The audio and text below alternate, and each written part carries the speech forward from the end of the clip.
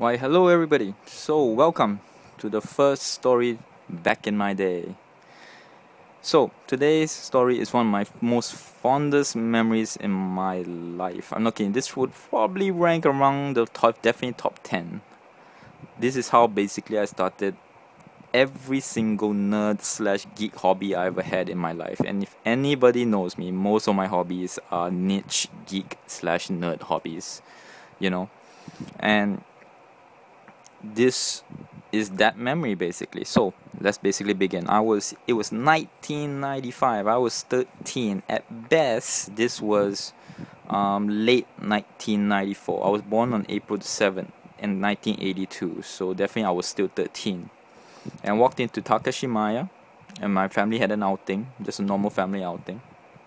Alright, Takashimaya is a big shopping center in the middle of Singapore, and we went to a place called Kinokuniya, which is this franchise Japanese bookstore, and they had this magazine area. Now basically we had our dinner and everything, or was it lunch? And no, it was lunch, yeah, afternoon.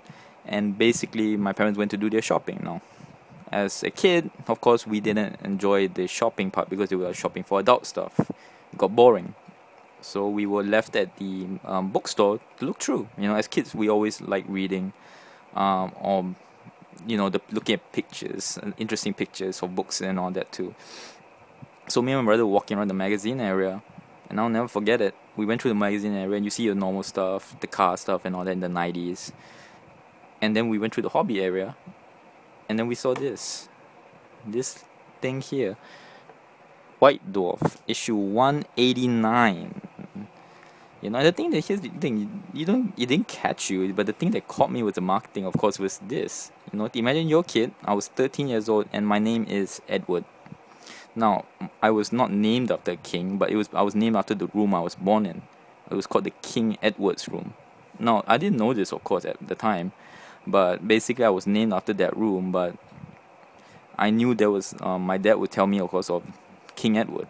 You named after the King Edward room. And so I was interested in war and all the kings and battles and all that. Especially those that like the Black King, the Black Prince Edward the First. Edward Longshanks, and all these things. So I was very heavily into the battles, especially like ancient battles, where the block formations and everything. Was not really into the futuristic battles and all that. And modern warfare basically. And I'll never forget just looking at this, and it just caught me. At the time I didn't even know about Tolkien and anything like that. It was just fantasy. And this was just like, oh, skeletons. I didn't even know it was called fantasy.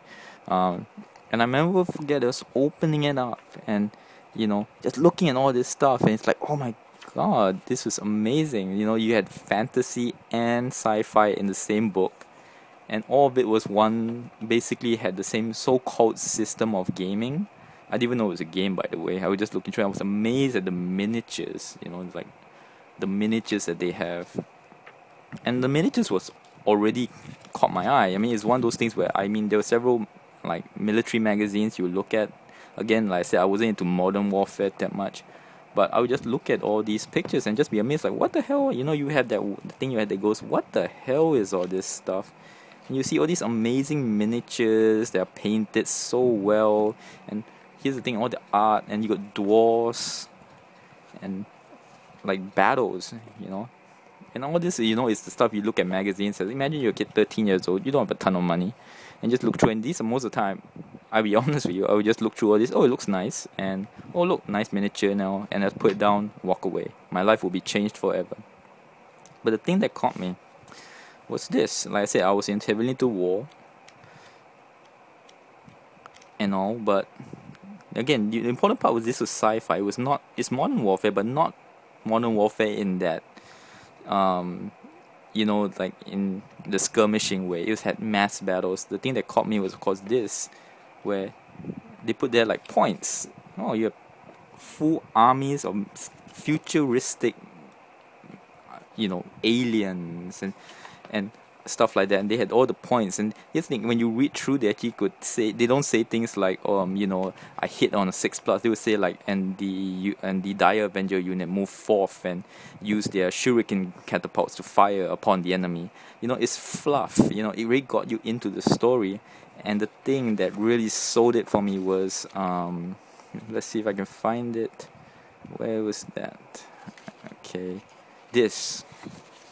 Oh my god. Imagine 13-year-old kid, you love war. This. A full page of maps. You know, like the only thing you see in history books, and they would have arrows telling you where the enemy went and where the archers were, and here's the important part, they taught you strategy, like, oh, you had to flank the enemy, and you had all these different system of games. And I was enthralled by this, and look at that, it was by looking at this now, Straits Time Publishing, $12 Singapore dollars. Back then probably it would cost in the UK, divided by 2.5 even, maybe it cost $4 or $5 over there. But to us, you know, I'll never forget it. It's absolutely amazing. I bought this, and I brought it home, and I saw it, I'm not kidding, every single day, you know. And after that, you know, and then we had, of course, over the next month we went on another outing, and every time we went, I'm not kidding, we would shy, we wouldn't ask the cashiers and anything, but we would just keep going to the magazine sections and keep looking for the next, is there any more, you know. And we found this one. And can you believe it? This one actually came with a free miniature. That miniature is here. Now it's painted, but I have a story to tell about this later. But imagine this was unpainted, it came with it, and it cost the same price, $12.05. Alright? And this issue, it came with a free miniature, so you're already 13, you're already interested in the game, you actually got to see the product that if you bought the game. And here's the thing, we didn't know anywhere that sold all this. We were just so enthralled by the system, which is amazing. Like I said, the marketing of it, can't deny that it was fantastic at the time. And the if anybody, of course, knows the history of Games Workshop, they know back then all the designers were super enthusiastic, and all the magazines even had things like teach you how to paint the miniatures, teach you how to make model terrain. I even made a piece of terrain over close to 4 feet big, a full mountain range, which I got another, that it would probably be another story to tell back in my day. So basically I was looking through this, I saw this, and I knew I was going to buy it, but basically I'll never forget this exact image. I'm not kidding, I remember just looking through, being enthralled, right? So imagine this is like the bookstore, and then I turned open, never ever forget, I just dropped open this page. This page would change my life. Alright, there you go, this page. And you might say, why? Well, it was this page that basically is our first ever armies of any game system that we played. And trust me, I played quite a few games. Space Wolves, I bought the Space Wolves, Space Marines, and he bought the Tyranids. Alright, life-changing. This picture, to this day, I swear to God, I will never forget that moment where I just opened it and went, and I read it, and it's called Space Wolves, and I like dogs and all, so it was like, oh my God, this was amazing. And my brother was like, oh, I'll get the Tyranids, you know, and we didn't even know where to buy all this. And this is a strange story. I don't know whether it's true, but I can open these books now. It's 1995. This is 2013. It's 18 years. I can still smell that new book smell that I got when I bought them. I don't know whether it's because of my memory, it's so deep, but amazing.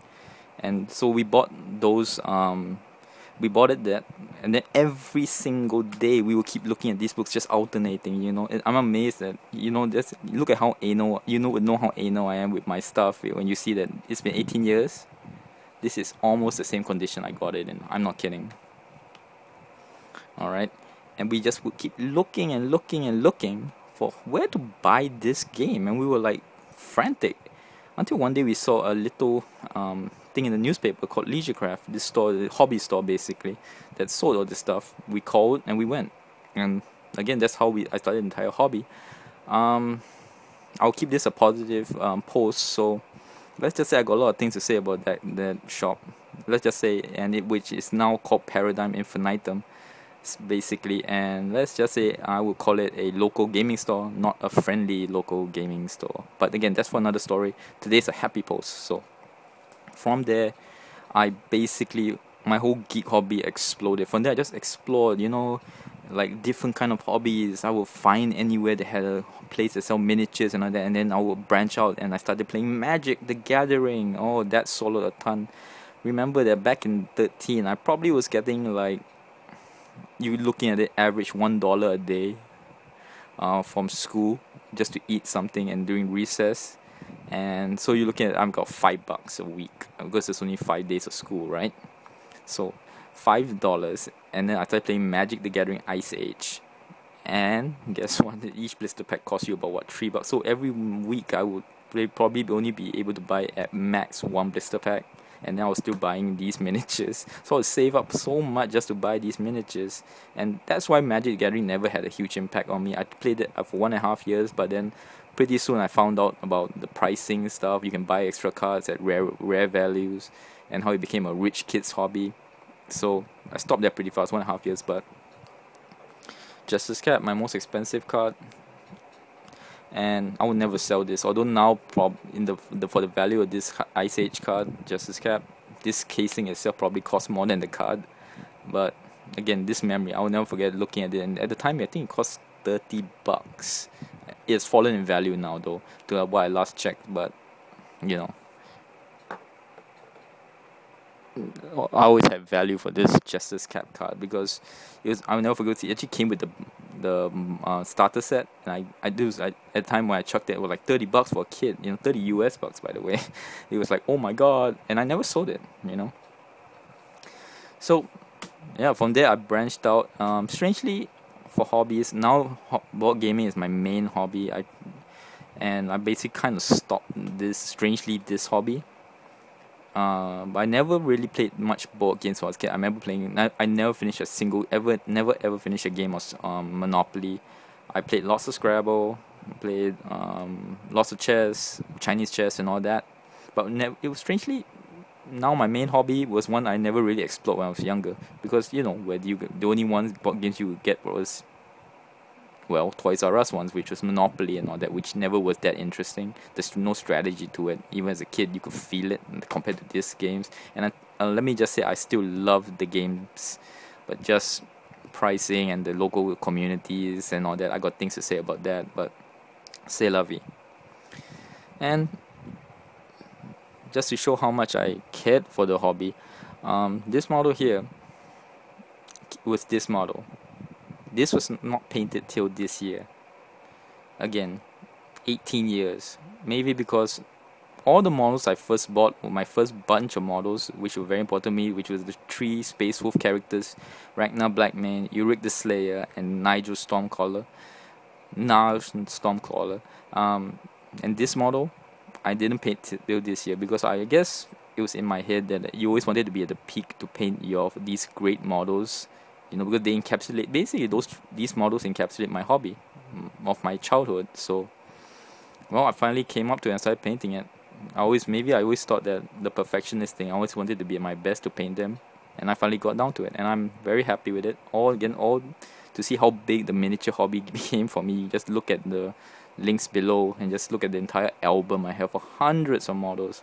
At my peak, I think for Space Wolves I had a whole company of Space Wolves, one that's about 100 over miniatures. So it exploded into several new hobbies, and that's all what I would talk about today. And after that, from today onwards, I'm going to probably be narrowing down the kind of hobbies. Like, I'm going to talk about Magic and all of that, but this one memory is really nostalgic to me. I never regretted starting any of these hobbies, even though they just brought me so much joy, and I'll never give it up for the world. In fact, I'm not lying. If you actually offered me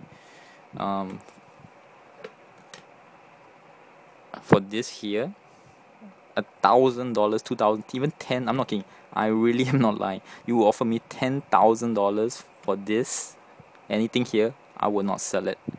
The memory of these things is just too great. Nostalgic value. I would never ever sell these, but hey, I hope you enjoyed this story. I just wanted to put this down on record, because who knows, maybe one day I might go see now and I can look through this and be happy. And if I'm dead when you're listening to this, I hope you really have a great day, and I hope you have a great time with your hobby too. Till next word.